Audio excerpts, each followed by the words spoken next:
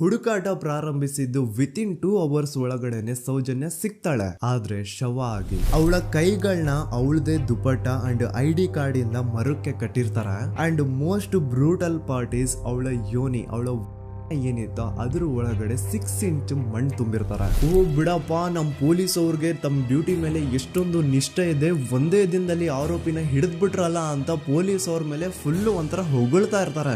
ಆದ್ರೆ ಪಾಪ ಜನರಿಗೆ ಎಲ್ಲಿ ಗೊತ್ತಿತ್ತು ಈ ಕೇಸ್ ನ ರಿಯಲ್ ಆರೋಪಿ ಬೇರೆ ಯಾರೋ ಇದಾರೆ, ಪೊಲೀಸ್ ಅವರೇ ಈ ಕೇಸ್ ನ ಮಿಸ್ಲೀಡ್ ಮಾಡೋದಕ್ಕೆ ಸುಮ್ನೆ ಸಂತೋಷ್ನ ಅರೆಸ್ಟ್ ಮಾಡಿದ್ದಾರೆ ಅಂತ. ಪೊಲೀಸ್ ಅವರು ಈ ಕೇಸ್ ಅಲ್ಲಿ ಕರಪ್ಟ್ ಆಗಿದ್ದಾರೆ, ಪೊಲೀಸ್ ಅವರೇ ಸತ್ಯ ಮುಚ್ಚಿಡ್ಲಿಕ್ಕೆ ಟ್ರೈ ಮಾಡ್ತಿದ್ದಾರೆ. ಹಾಗಾಗಿ ಈ ಕೇಸ್ ನ ಇನ್ಮುಂದೆ ಪೊಲೀಸ್ ಅವರಲ್ಲದೆ CBI ಅವರು ಇನ್ವೆಸ್ಟಿಗೇಷನ್ ಮಾಡಬೇಕು, ಈ ಕೇಸ್ ನ CBI ಒಪ್ಸಿ ಅಂತ ಅಗೇನ್ ಪ್ರೊಟೆಸ್ಟ್ ಗಳು ಸ್ಟಾರ್ಟ್ ಆಗ್ತವೆ. ಸೌಜನ್ಯ ಕೇಸ್ ಒಂದೇ ಅಲ್ಲ, ನಾರಾಯಣ ಹಾಗೂ ಯಮುನಾ ಕೇಸಲ್ಲೂ, ವೇದವಲ್ಲಿ ಕೇಸಲ್ಲೂ, ಆ ಬ್ಯಾಂಕ್ ಮ್ಯಾನೇಜರ್ ನ ಕೇಸಲ್ಲೂ ಹಾಗೂ ಪದ್ಮಲತಾ ಕೇಸಲ್ಲೂ ಸೀದಾ ಡೈರೆಕ್ಟ್ ಡೌಟ್ ಬರೋದೆ ಊರಿನ ಗೌಡ್ರ ಮೇಲೆ. ಸೌಜನ್ಯ ಕೇಸ್ ಬಿಟ್ಟು ಆ ಇನ್ನೊಂದು ಕೇಸ್ ಯಾವುದು, ಅದಕ್ಕೂ ಸಂತೋಷ್ಗೂ ಏನ್ ಸಂಬಂಧ, ಅದ್ರಲ್ಲಿ ಯಾಕೆ ಸಂತೋಷ್ನ ಪೊಲೀಸ್ ಅವರು ಫಿಟ್ ಮಾಡಿದ್ರು ಅಂತ ಪ್ರತಿಯೊಂದು ಹೇಳ್ತೀನಿ. ನಾನು ಈ ಚಾನೆಲ್ ನ ಸ್ಟಾರ್ಟ್ ಮಾಡಿದಾಗಿಂದ one of the most requested video ಬಂದು ಸೌಜನ್ಯ ಕೇಸ್ ಬಗ್ಗೆ. ಸರಿ, ನಮ್ ದೂತ ಸಭೆಯ ಪ್ರಜೆಗಳು ಇಷ್ಟೊಂದು ಕೇಳ್ತಿದಾರಲ್ಲ, ಈ ಒಂದು ಕೇಸ್ ಬಗ್ಗೆ ವಿಡಿಯೋ ಮಾಡುವ ಅಂತ ಸೌಜನ್ಯ ಕೇಸ್ ಬಗ್ಗೆ ನಾನು ರಿಸರ್ಚ್ ಸ್ಟಾರ್ಟ್ ಮಾಡಿದೆ. ಅಂಡ್ ಟ್ರಸ್ಟ್ ಮೀ, ಎಷ್ಟೊಂದು ಕಾಂಪ್ಲೆಕ್ಸ್ ಈ ಒಂದು ಕೇಸ್ ಇದೆ ಅಂತಂದ್ರೆ ನನ್ ತಲೆನೇ ಕೆಟ್ಬಿಡ್ತು. ಬಟ್ ಡೋಂಟ್ ವರಿ, ನಿಮ್ಗಂತೂ ಪ್ರತಿ ಒಂದನ್ನ ತುಂಬಾ ಸಿಂಪಲ್ ಆಗಿ ಅರ್ಥ ಮಾಡಿಸ್ತೇನೆ. ಅನ್ಕೊಳ್ಳಿ, ಒಂದು ಊರು, ಆ ಊರಲ್ಲಿ ಒಂದು ಗೌಡ್ರ ಕುಟುಂಬ ಇದೆ. ಅಂಡ್ ಆ ಗೌಡ್ರ ಕುಟುಂಬ ತುಂಬಾನೇ ಪವರ್ಫುಲ್, ಲೈಕ್ ನಾವು ಮೂವೀಸ್ ಅಲ್ಲಿ ನೋಡ್ತೀವಲ್ಲ ಹಂಗೆ. ಸೊ ಗೌಡ್ರು ಊರು ಬಂದು ಧರ್ಮಸ್ಥಳ ಅಂತ, ಆ ಒಂದು ಊರಲ್ಲಿ ಇವ್ರಿಗೆ ಸಖತ್ ಕಂಟ್ರೋಲ್ ಇರುತ್ತೆ. ಈವನ್ ಅದೇ ಒಂದು ರೀಜನ್ ಅಲ್ಲಿ ಇರುವಂತಹ ಒಂದು ತುಂಬಾನೇ ಪಾಪ್ಯುಲರ್ ದೇವಸ್ಥಾನನು ಸಹ ಇವರೇ ಕಂಟ್ರೋಲ್ ಮಾಡ್ತಿರ್ತಾರೆ. ಆ ಒಂದು ದೇವಸ್ಥಾನ ಇಂದ ಈ ಗೌಡ್ರ ಕುಟುಂಬಕ್ಕೆ ಎಷ್ಟೊಂದು ದುಡ್ಡು ಬರ್ತಾ ಇರುತ್ತೆ ಅಂತಂದ್ರೆ, ಅದೇ ದುಡ್ಡಲ್ಲಿ ಇವರು ಬೇಜನ್ ಪ್ರೈವೇಟ್ ಪ್ರೈಮರಿ ಅಂಡ್ ಹೈಸ್ಕೂಲ್ಸ್ ನ ಸ್ಥಾಪನೆ ಮಾಡಿರ್ತಾರೆ, ಬೇಜನ್ ಪ್ರೈವೇಟ್ ಮೆಡಿಕಲ್ ಕಾಲೇಜಸ್ ಇರ್ತವೆ, ಅಂಡ್ ಬೇಜನ್ ಪ್ರೈವೇಟ್ ದೊಡ್ಡ ಹಾಸ್ಪಿಟಲ್ಸ್ ಇರ್ತವೆ. ಒಟ್ಟಲ್ಲಿ ಹೇಳ್ಬೇಕು ಅಂತಂದ್ರೆ ದುಡ್ಡಿನ ಸುರಿಮಳೆ ಇವ್ರಿಗೆ. ನೋಡಿ, ನಮ್ಮ ಭಾರತ ದೇಶದಲ್ಲಿ ಒಂದು ಕಾನೂನು ಇದೆ, ದ ರಿಲಿಜಿಯಸ್ ಎಂಡೋಮೆಂಟ್ ಆಕ್ಟ್ 1863 ಅಂತ. ಬೇಸಿಕಲಿ ಈ ಒಂದು ಕಾನೂನು ಏನ್ ಹೇಳುತ್ತೆ ಅಂತಂದ್ರೆ, ಭಾರತದಲ್ಲಿ ಯಾವ್ದೆಲ್ಲ ಹಿಂದೂ ಟೆಂಪಲ್ಸ್ ಇದಾವೋ ಅವೆಲ್ಲ ಗವರ್ಮೆಂಟ್ ಪ್ರಾಪರ್ಟಿ. ಆ ಹಿಂದೂ ಟೆಂಪಲ್ಸ್ ನ ಮ್ಯಾನೇಜ್ಮೆಂಟ್ ಎಲ್ಲ ಗವರ್ಮೆಂಟ್ ಕೈಗೆ ಹೋಗಿ ಗವರ್ಮೆಂಟ್ ಡಿಸೈಡ್ ಮಾಡುತ್ತೆ ಆ ಮ್ಯಾನೇಜ್ಮೆಂಟ್ ಅಲ್ಲಿ ಯಾರ್ ಕೆಲ್ಸಕ್ಕೆ ಇರಬೇಕು, ಯಾರ್ ಕೆಲ್ಸಕ್ಕೆ ಇರಬಾರ್ದು, ಅಂಡ್ ಆ ಟೆಂಪಲ್ ಇಂದ ಬರ್ತಿರುವಂತಹ ಡೊನೇಷನ್ ಅಮೌಂಟ್ ನ ಏನ್ ಮಾಡ್ಬೇಕು ಅಂತ. ಸೊ ಈ ಒಂದು ಕಾನೂನಿನ ಪ್ರಕಾರ ಗವರ್ಮೆಂಟ್ ಇಂಡಿಯಾದಲ್ಲಿ ಇರುವಂತಹ ಆಲ್ಮೋಸ್ಟ್ ಎಲ್ಲಾ ಹಿಂದೂ ಟೆಂಪಲ್ಸ್ ನ ತನ್ನ ಕಂಟ್ರೋಲ್ ಅಲ್ಲಿ ತಗೋತಾ ಇರ್ಬೇಕಾದ್ರೆ ಗವರ್ಮೆಂಟ್ ಅಫಿಷಿಯಲ್ಸ್ ಧರ್ಮಸ್ಥಳ ಶ್ರೀ ಮಂಜುನಾಥ ದೇವಸ್ಥಾನಕ್ಕೂ ರೀಚ್ ಔಟ್ ಮಾಡ್ತಾರೆ. ಅಂಡ್ ಆಗ ಇಷ್ಟು ದಿನ ಟೆಂಪಲ್ ನ ಕಂಟ್ರೋಲ್ ಮಾಡ್ತಿದ್ದಂತಹ ಆ ಗೌಡ್ರ ಕುಟುಂಬ ಏನ್ ಹೇಳುತ್ತೆ ಗೊತ್ತಾ, ಇಲ್ಲ ಇದು ಹಿಂದೂ ಟೆಂಪಲ್ ಅಲ್ಲ, ಇದು ಜೈನ್ ಫ್ಯಾಮಿಲಿಗೆ ಬಿಲಾಂಗ್ ಮಾಡುವಂತಹ ಒಂದು ಪ್ರೈವೇಟ್ ಟೆಂಪಲ್ ಅಂತ ಹೇಳ್ತಾರೆ. ನಾನು ಇಷ್ಟು ದಿನ ಧರ್ಮಸ್ಥಳ ಶ್ರೀ ಮಂಜುನಾಥ ದೇವಸ್ಥಾನ ಒಂದು ಹಿಂದೂ ಟೆಂಪಲ್ ಅಂತ ಅನ್ಕೊಂಡಿದ್ದೆ, ಆದ್ರೆ ಈಗಷ್ಟೇ ನನಗೂ ಗೊತ್ತಾಗಿದ್ದು ಇದು ಹಿಂದೂ ಟೆಂಪಲ್ ಅಲ್ಲ, ಇದು ಒಂದು ಜೈನ್ ಫ್ಯಾಮಿಲಿಗೆ ಬಿಲಾಂಗ್ ಮಾಡುವಂತಹ ಪ್ರೈವೇಟ್ ಜೈನ್ ಟೆಂಪಲ್ ಅಂತ. ಸೊ ಹೀಗಾಗಿ ಗವರ್ಮೆಂಟ್ ಅಫಿಷಿಯಲ್ಸ್ ಏನೂ ಮಾಡಕ್ಕಾಗದೆ ಇವತ್ತಿನವರೆಗೂ ಈ ಒಂದು ಧರ್ಮಸ್ಥಳ ಶ್ರೀ ಮಂಜುನಾಥ ದೇವಸ್ಥಾನನ ಒಂದು ಪ್ರೈವೇಟ್ ಟ್ರಸ್ಟ್ ನಡೆಸ್ಕೊಂಡು ಹೋಗ್ತಿದೆ. ಅಂಡ್ ಆ ಪ್ರೈವೇಟ್ ಟ್ರಸ್ಟ್ ನ ಓನರ್ ಯಾರು, ಅದೇ ಗೌಡ್ರ ಕುಟುಂಬ. ನೋಡಿ, ನಾನು ಈ ವಿಡಿಯೋದಲ್ಲಿ ಯಾರ್ದು ರಿಯಲ್ ನೇಮ್ಸ್ ನ ಬಳಸ್ತಿಲ್ಲ. ಪ್ರೀವಿಯಸ್ಲಿ ಬೇರೆ ಯೂಟ್ಯೂಬರ್ಸ್ ತಮ್ಮ ವಿಡಿಯೋಸ್ ಅಲ್ಲಿ ರಿಯಲ್ ನೇಮ್ಸ್ ನ ಬಳಸಿದ್ದಾರೆ ಅನ್ನೋ ಒಂದೇ ಒಂದು ಕಾರಣಕ್ಕೆ ಅವ್ರ ವಿಡಿಯೋಸ್ ನ ಡಿಲೀಟ್ ಮಾಡಿಸಿದ್ದಾರೆ. ಸೊ ಅವ್ರ ಜೊತೆ ಆಗಿದ್ದು ನನ್ ಜೊತೆ ಆಗೋದ್ ಬೇಡ, ಸತ್ಯ ಮುಚ್ಚೋಗೋದು ನನ್ಗೆ ಇಷ್ಟ ಇಲ್ಲ. ಹಾಗಾಗಿ ನಾನಿಲ್ಲಿ ರಿಯಲ್ ನೇಮ್ಸ್ ನ ಬಳಸ್ತಿಲ್ಲ. ಆದ್ರೆ ನಾನು ಯಾರನ್ನ ಪಾಯಿಂಟ್ ಔಟ್ ಮಾಡಿ ಹೇಳ್ತಿದ್ದೀನಿ ಅನ್ನೋದು ಮಾತ್ರ ನಿಮಗೆ ತುಂಬಾ ಕ್ಲಿಯರ್ಲಿ ಅರ್ಥ ಆಗುತ್ತೆ. Don't worry.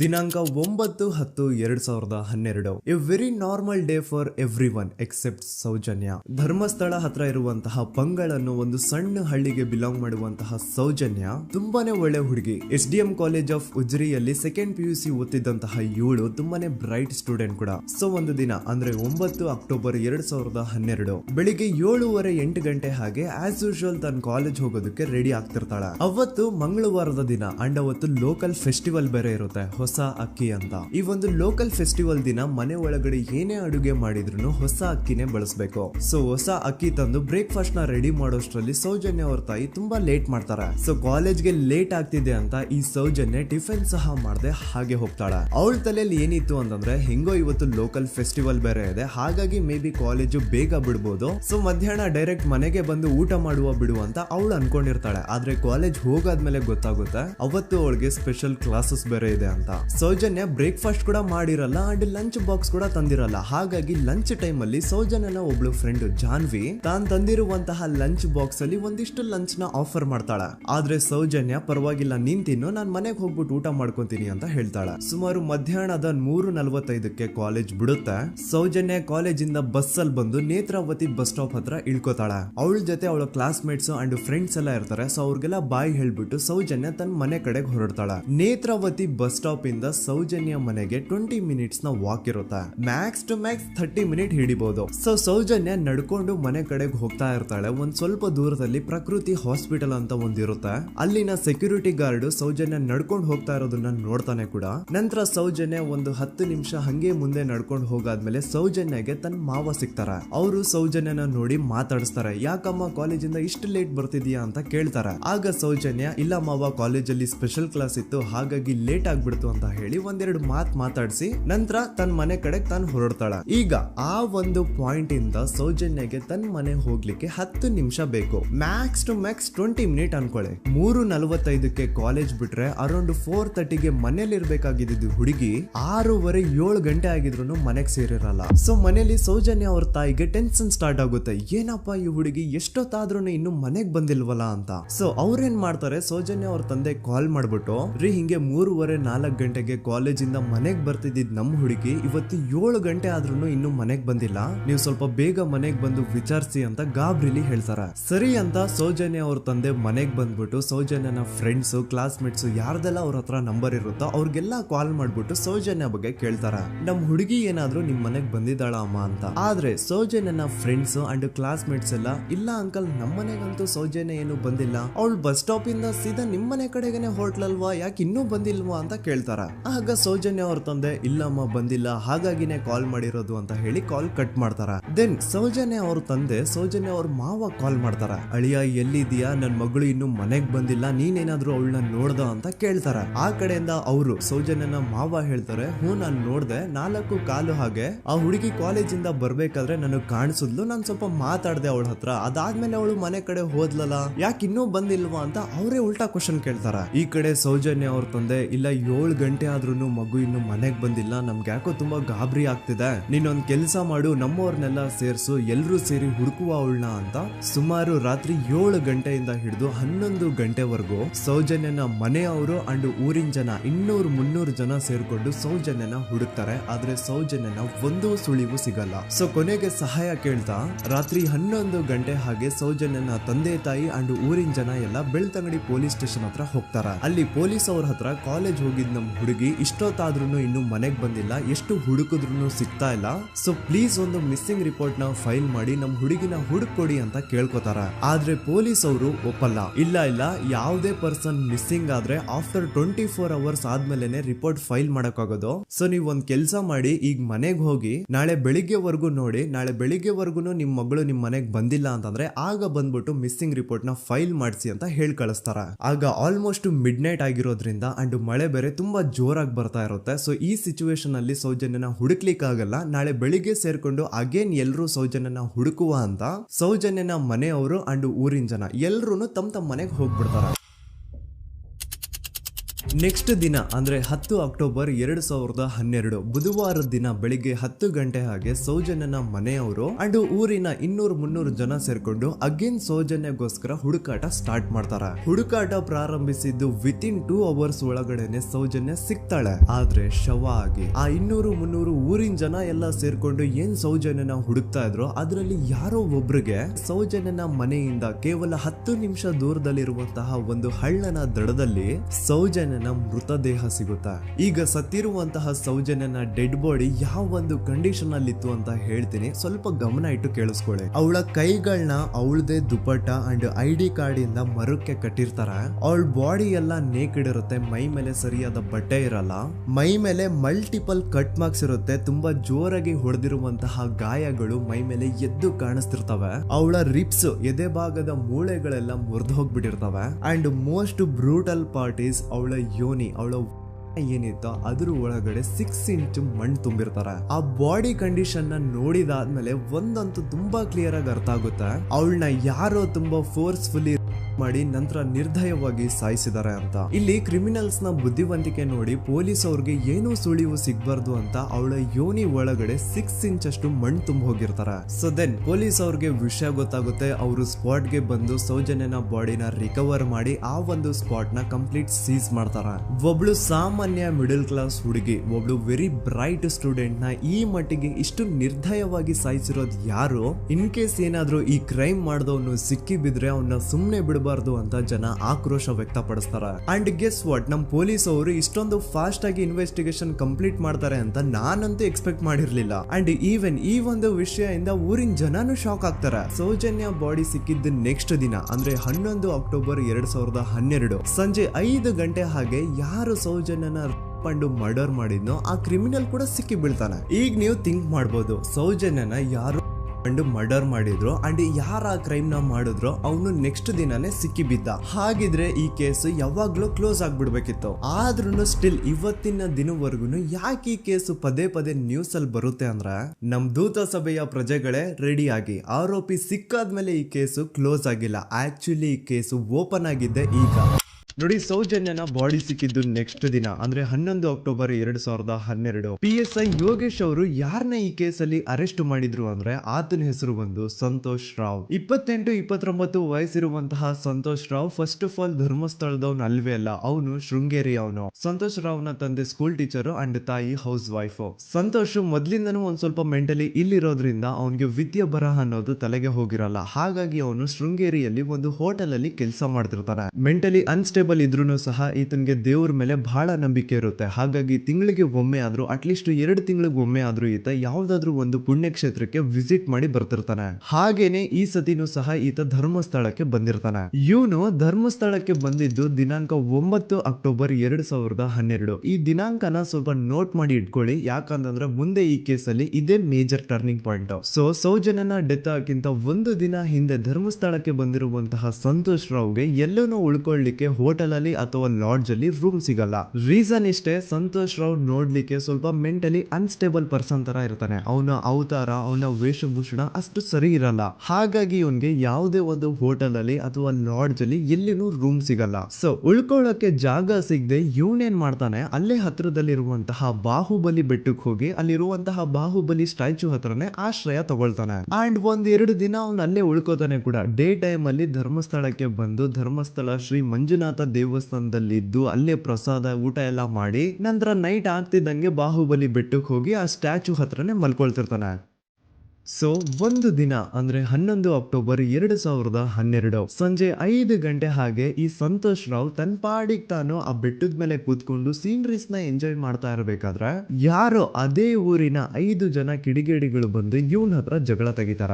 ಈ 5 ಜನ ಯಾರು ಅಂತ ನಂತರ ಹೇಳ್ತೇನೆ. ಸೊ ಈ 5 ಜನ ಕಿಡಿಗೇಡಿಗಳು ಸಂತೋಷ್ ರಾವ್ ಹತ್ರ ಜಗಳ ತೆಗೆದು ಅವನ ಅವಾಚ್ಯ ಶಬ್ದಗಳಿಂದ ಬೈದು ಅವನ್ನ ಹೊಡೆದು, ಅಷ್ಟೇ ಸಾಲದೆ ಆ 5 ಜನ ಸಂತೋಷ್ ರಾವ್ನ ಪೊಲೀಸ್ ಸ್ಟೇಷನ್ಗೆ ಎಳ್ಕೊಂಡ್ ಬಂದು ಇವನು ನಾವು ಬಾಹುಬಲಿ ಬೆಟ್ಟಕ್ಕೆ ಅಂತ ಹೋಗಿದ್ರೆ ಅಲ್ಲಿ ನಮ್ಮ ಮೇಲೆ ಅಟ್ಯಾಕ್ ಮಾಡ್ದ, ಇವ್ನು ನೋಡ್ಲಿಕ್ಕೂ ಸಹ ಒಳ್ಳೆ ಸೈಕೋ ಕಿಲ್ಲರ್ ಇದ್ದಂಗಿದಾನೆ, ನಮ್ಗೆ ಯಾಕೋ ನಿನ್ನೆ ನಮ್ಮ ಊರಲ್ಲಿ ನಡೆದಿರುವಂತಹ ಘಟನೆ ಆ ಸೌಜನ್ಯನ ಮರ್ಡರ್ ಇವನೇ ಮಾಡಿದಾನೆ ಅಂತ ಡೌಟ್ ಬರ್ತಿದೆ ಅಂತ ಆ 5 ಜನ ಕಿಡಿಗೇಡಿಗಳು ಸಂತೋಷ್ ರಾವ್ನ ಪೊಲೀಸ್ ಅವ್ರ ಹತ್ರ ಹಾಕೊಡ್ತಾರ.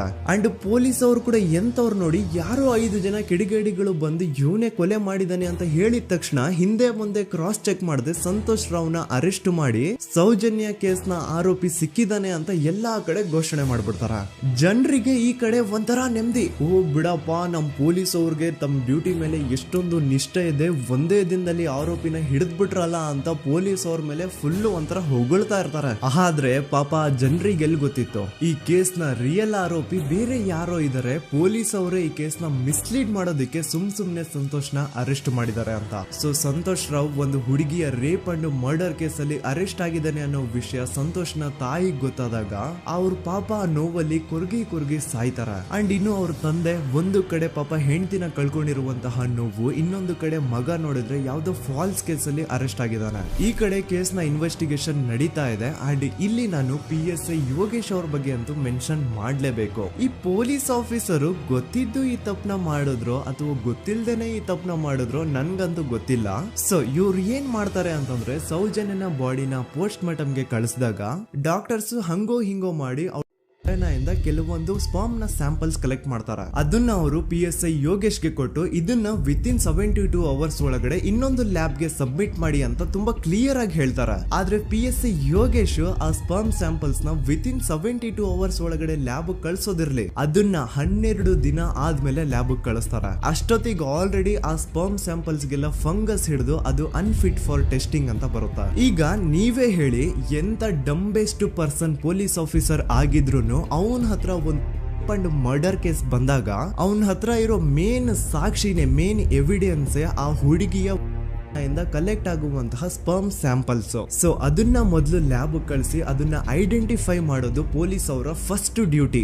ಆದ್ರೆ ಇಲ್ಲಿ PSI ಯೋಗೇಶ್ ಅವರು ಇದನ್ನೇ ಮರ್ತು ಹೋದ್ರು ಅಂತ ನೋಡಿ. ಯಾವುದೇ ಒಂದು ಕೇಸ್ ಅಲ್ಲಿ ಪೊಲೀಸ್ ಅವರು ಆದಷ್ಟು ಎವಿಡೆನ್ಸ್ ನ ಕಲೆಕ್ಟ್ ಮಾಡೋದಕ್ಕೆ ಟ್ರೈ ಮಾಡ್ತಾರೆ. ಆದ್ರೆ ಈ ಒಂದು ಕೇಸ್ ಅಲ್ಲಿ ಮಾತ್ರ ಪೊಲೀಸ್ ಅವರು ಎವಿಡೆನ್ಸ್ ನ ಕಲೆಕ್ಟ್ ಮಾಡೋ ಬದಲಾಗಿ ಎವಿಡೆನ್ಸ್ ನ ಡಿಸ್ಟ್ರಾಯ್ ಮಾಡೋದ್ರಲ್ಲಿ ಮುಂದೆ ಇದ್ರು. ಅಷ್ಟೇ ಅಲ್ಲದೆ ಈ ಪೊಲೀಸ್ ಆಫೀಸರ್ ಸೇರ್ಕೊಂಡು ಸಂತೋಷ್ ರಾವ್ಗೆ ಸೆಲ್ ಅಲ್ಲಿ ಎಂತ ಟಾರ್ಚರ್, ಎಂತ ಹಿಂಸೆ ಕೊಡ್ತಾರೆ ಅಂದ್ರೆ ನೆನ್ಸ್ಕೊಂಡ್ರೆ ಮೈ ಜುಮ್ ಅನ್ನುತ್ತ. ಹೊಡಿಯೋದು, ಕೆಟ್ಟದಾಗ ಬೈಯೋದು ಇದೆಲ್ಲ common. Most brutal parties Santosh ರಾವ್ನ ಪ್ಯಾಂಟ್ ಬಿಚ್ಚಿ ಅವನ ಪ್ರೈವೇಟ್ ಪಾರ್ಟ್ ಮೇಲೆ ಬಿಸಿ ಬಿಸಿ ಕುದೀತಾ ಇರುವಂತಹ ನೀರ್ ಚಲ್ತಾರ. ಈ ಕ್ರೈಮ್ ನೀನೇ ಮಾಡಿದ್ಯಾ ಅಂತ ಒಪ್ಕೋ, ಇಲ್ಲ ಅಂತಂದ್ರೆ ನಿನ್ನ ಸೆಲ್ ಒಳಗಡೆನೆ ಸಾಯಿಸ್ಬಿಡ್ತೀವಿ, ನಿನ್ನ ತಂದೆ ತಾಯಿ ಎಲ್ರು ಸಾಯಿಸ್ಬಿಡ್ತೀವಿ ಅಂತ ಬ್ಲಾಕ್ ಮೇಲ್ ಮಾಡ್ತಾರ. ನೋಡಿ, ಸಂತೋಷ್ ರಾವ್ ಜಾಗದಲ್ಲಿ ನನ್ನಂತ ನಿಮ್ಮಂತ ನಾರ್ಮಲ್ ಪರ್ಸನ್ ಯಾರಾದ್ರೂ ಇದ್ದಿದ್ರೆ ಪೊಲೀಸ್ ಅವರು ಕೊಡ್ತಿರುವಂತಹ ಹಿಂಸೆನ ತಡ್ಕೊಳಕ್ಕಾಗದೆ ಆ ಕ್ರೈಮ್ ಮಾಡಿಲ್ಲ ಅಂದ್ರೂ ಮಾಡಿದೀನಿ ಅಂತ ಒಪ್ಕೊಬಿಡ್ತಾ ಇದ್ವಿ. ಆದ್ರೆ ಸಂತೋಷ್ ರಾವ್ ಮೆಂಟಲಿ ಇಲ್ಲಿರೋದೇ ಅವನ್ಗೆ ಅಡ್ವಾಂಟೇಜ್ ಆಗೋಯ್ತು. ಪೊಲೀಸ್ಗಳು ಸಂತೋಷ್ ರಾವ್ಗೆ ಎಷ್ಟೇ ಹೊಡೆದ್ರು, ಎಷ್ಟೇ ಬೈದ್ರು, ಎಷ್ಟೇ ಬ್ಲಾಕ್ ಮೇಲ್ ಮಾಡಿದ್ರು ಸಂತೋಷ್ ರಾವ್ ಬಾಯಲ್ಲಿ ನಾನ್ ಈ ಕ್ರೈಮ್ ನ ಮಾಡಿಲ್ಲ ಅಂತಾನೆ ಬರುತ್ತೆ ಹೊರತು ಆ ಕ್ರೈಮ್ ನ ಅವನು ಒಪ್ಕೊಳ್ಳೋದೇ ಇಲ್ಲ. ದೆನ್ ಕೋರ್ಟ್ ಟ್ರಯಲ್ಸ್ ಸ್ಟಾರ್ಟ್ ಆಗುತ್ತೆ. ಈ ಕ್ರೈಮ್ ನ ಸಂತೋಷೇ ಮಾಡಿದಾನೆ ಅಂತ ಸೌಜನ್ಯ ಕಡೆಯ ಲಾಯರ್ ವಾದ ಮಾಡ್ತಾನೆ. ಅದಕ್ಕೆ ಆಪೋಸಿಟ್ ಆಗಿ ಸಂತೋಷ್ ರಾವ್ ಕಡೆಯಿಂದ ಒಬ್ರು ಲಾಯರ್ ಇಲ್ಲ, ಸಂತೋಷ್ ರಾವ್ ಈ ಕ್ರೈಮ್ ನ ಮಾಡ್ಲಿಕ್ಕೆ ಸಾಧ್ಯನೇ ಇಲ್ಲ ಅಂತ ವಾದ ಮಾಡ್ತಿರ್ತಾರೆ. ಅಂಡ್ ಕೋರ್ಟ್ ಇಂದ ಆಚೆಗಡೆ ಸಂತೋಷ್ ರಾವ್ ನ ಅಗೇನ್ಸ್ಟ್ ಸ್ಟೂಡೆಂಟ್ಸ್ ಪ್ರೊಟೆಸ್ಟ್ ನಡೆಯುತ್ತೆ, ಪಬ್ಲಿಕ್ ಪ್ರೊಟೆಸ್ಟ್ ನಡೆಯುತ್ತೆ. ಅರೆಸ್ಟ್ ಆಗಿರುವಂತಹ ಸಂತೋಷ್ ರಾವ್ಗೆ ಗಲ್ಲಿಗೇರಿಸ್ರಿ ಅಂತ ಅವ್ರು ಡಿಮ್ಯಾಂಡ್ ಮಾಡ್ತಿರ್ತಾರೆ. ಸೊ ಹೀಗೆ ಒಂದು 2-3 ವರ್ಷ ಕಳೆದು ಹೋಗುತ್ತೆ. ನಂತರ ಒಂದು ಕೋರ್ಟ್ ಟ್ರಯಲ್ ಅಲ್ಲಿ ಸಂತೋಷ್ ರಾವ್ ಪರವಾಗಿ ಹೋರಾಡ್ತಿದ್ದಂತಹ ಲಾಯರ್ ಯಾಕೆ ಈ ಕೇಸ್ ಅಲ್ಲಿ ಸಂತೋಷ್ ಆರೋಪಿ ಅಲ್ಲ ಅಂತ ಪ್ರೂವ್ ಮಾಡ್ಲಿಕ್ಕೆ ಕೆಲವೊಂದು ಪಾಯಿಂಟ್ಸ್ ನ ಮುಂದೆ ಇಡ್ತಾರೆ. ಅದೇನಂತಂದ್ರೆ, ಮೊದಲನೇದಾಗಿ ಸಂತೋಷ್ ರಾವ್ ಈ ಕ್ರೈಮ್ ನ ಮಾಡಿದಾನೆ ಅಂತ ಒಬ್ರು ಒಂದು ಐ ವಿಟ್ನೆಸ್ ಇರಲ್ಲ. ಇನ್ನೊಂದೇನು ಅಂತಂದ್ರೆ, ಯಾವೊಂದು ಕಂಡೀಷನ್ ಅಲ್ಲಿ, ಯಾವೊಂದು ಬ್ರೂಟಲ್ ಕಂಡೀಷನ್ ಅಲ್ಲಿ ಸೌಜನ್ಯನ ಬಾಡಿ ಸಿಕ್ಕಿತ್ತೋ ಅದನ್ನ ಗಮನದಲ್ಲಿ ಇಟ್ಕೊಂಡು ಸ್ವಲ್ಪ ಪ್ರಾಕ್ಟಿಕಲ್ ಆಗಿ ಥಿಂಕ್ ಮಾಡಿದ್ರೆ ಆ ಒಂದು ಭೀಕರ ಕ್ರೈಮ್ ನ ಒಬ್ನೇ ಮಾಡ್ಲಿಕ್ಕೆ ಸಾಧ್ಯನೇ ಇಲ್ಲ. ಇನ್ನೊಂದು ಪಾಯಿಂಟ್ ಏನು ಅಂತಂದ್ರೆ, ಸೌಜನ್ಯನ ಇಂದ ಪೊಲೀಸ್ ಅವ್ರಿಗೆ ಯಾವುದೇ ಸ್ಪರ್ಮ್ ಸ್ಯಾಂಪಲ್ ಸಿಗ್ಬಾರ್ದು ಅಂತ 6 ಇಂಚು ಅಷ್ಟು ಮಣ್ಣು ಹಾಕಿರ್ತಾರ. ಸೊ ಈಗ ನೀವೇ ಹೇಳಿ, ಮೆಂಟಲಿ ಇಲ್ಲಿರುವಂತಹ ಪರ್ಸನ್ಗೆ ಇಷ್ಟೊಂದು ಬುದ್ಧಿವಂತಿಕೆ ಇರುತ್ತಾ ಅನ್ಕೊಳ್ಳಿ. ಅಷ್ಟೊಂದು ಬುದ್ಧಿವಂತಿಕೆ ಅವ್ನಿಗಿದ್ರು ಆ ಕ್ರೈಮ್ ಮಾಡಾದ್ಮೇಲೆ ಅವನ ಆ ಊರಿಂದ ಓಡ್ ಹೋಗ್ಬೋದಾಗಿತ್ತು. ಆದ್ರೆ ಮತ್ತ್ಯಾಕೆ ಅವನು ಅದೇ ಊರಲ್ಲೇ ಇರ್ತಾನೆ. ಅಂಡ್ ಸೌಜನ್ಯ ಕೊನೆಯದಾಗಿ ಪ್ರಕೃತಿ ಹಾಸ್ಪಿಟಲ್ ಮುಂದ್ಗಡೆಯಿಂದ ನಡ್ಕೊಂಡು ಹೋಗ್ತಾ ಇರ್ಬೇಕಾದ್ರೆ ಆ ಪ್ರಕೃತಿ ಹಾಸ್ಪಿಟಲ್ ನ ಸೆಕ್ಯೂರಿಟಿ ಗಾರ್ಡ್ ನೋಡ್ತಾನೆ. ಅಂಡ್ ಪ್ರಕೃತಿ ಹಾಸ್ಪಿಟಲ್ ನ ಆಚೆಗಡೆ CCTV ಕ್ಯಾಮರಾನು ಇರುತ್ತೆ. ಸಡನ್ಲಿ ಆ CCTV ಫುಟೇಜ್ ಕೂಡ ಕಾಣೆ ಆಗ್ಬಿಡುತ್ತಾ. ಇನ್ನೊಂದೇನು ಅಂತಂದ್ರೆ, ಸೌಜನ್ಯನ ಮರ್ಡರ್ ಆಗಿದ್ದು ನೆಕ್ಸ್ಟ್ ದಿನಾನೇ ಪೊಲೀಸ್ ಅವರು ಆರೋಪಿನ ಹಿಡಿದ್ರು. ಸೊ ಹಾಗಿದ್ದಾಗ ಆ ಕಲೆಕ್ಟ್ ಮಾಡಿರುವಂತಹ ಸ್ಪರ್ಮ್ ಸ್ಯಾಂಪಲ್ಸ್ ನ ಲ್ಯಾಬ್ ಗೆ ಕಳಿಸಿ ಇವನೇ ಆರೋಪಿ ಅಂತ ಕನ್ಫರ್ಮ್ ಮಾಡೋ ಬದಲಾಗಿ ಯಾಕೆ ಪೊಲೀಸ್ ಅವರು ಆ ಸ್ಪರ್ಮ್ ಸ್ಯಾಂಪಲ್ಸ್ ನ ತಮ್ಮ ಹತ್ರನೇ ಇಟ್ಕೊಂಡು 12 ದಿನವರೆಗೂ ಅದಕ್ಕೆ ಫಂಗಸ್ ಹಿಡಿಯೋವರೆಗೂ ಕಾದು ಆಮೇಲೆ ಅದನ್ನ ಲ್ಯಾಬ್ ಕಳಿಸಿದ್ರು. ಅಂಡ್ ಮೇನ್ ಇಂಪಾರ್ಟೆಂಟ್ ಆಗಿ ಸಂತೋಷ್ ರಾವ್ಗೆ ಒಂದು ಗುಪ್ತ ರೋಗ ಇರುತ್ತೆ, ಅದೇ ಫಿಮೋಸಿಸ್ ಅಂತ. ಈ ಕಾಯಿಲೆ ಏನು ಅಂತ ನಾನು ಈ ವಿಡಿಯೋದಲ್ಲಿ ಡೀಟೇಲ್ಡ್ ಆಗಿ ಎಕ್ಸ್ಪ್ಲೈನ್ ಮಾಡ್ಲಿಕ್ಕೆ ಆಗಲ್ಲ. ಜಸ್ಟ್ ತಿಳ್ಕೊಳ್ಳಿ, ಈ ಒಂದು ಕಾಯಿಲೆ ಇರೋರು ಇಂಟಿಮಸಿ ಮಾಡ್ಲಿಕ್ಕೆ ಆಗಲ್ಲ. ಇನ್ ಕೇಸ್ ಮಾಡಿದ್ರು ಅವರು ಸುಖ ಅಲ್ಲ ನರಕ ಕಾಣ್ತಾರ. ಸೊ ಇಷ್ಟೆಲ್ಲ ವ್ಯಾಲಿಡ್ ಪಾಯಿಂಟ್ಸ್, ಇಷ್ಟೆಲ್ಲ ಫ್ಯಾಕ್ಟ್ಸ್ ಕಣ್ ಮುಂದೆ ಇರ್ಬೇಕಾದ್ರೆ ಸ್ಟಿಲ್ ಪೊಲೀಸ್ ಅವರು ಯಾಕೆ ಈ ಕ್ರೈಮ್ ನ ಸಂತೋಷ್ ರಾವೇ ಮಾಡಿದಾನೆ ಅಂತ ಇವನ್ ಹಿಂದೆ ಬಿದ್ದಿದ್ದಾರೆ.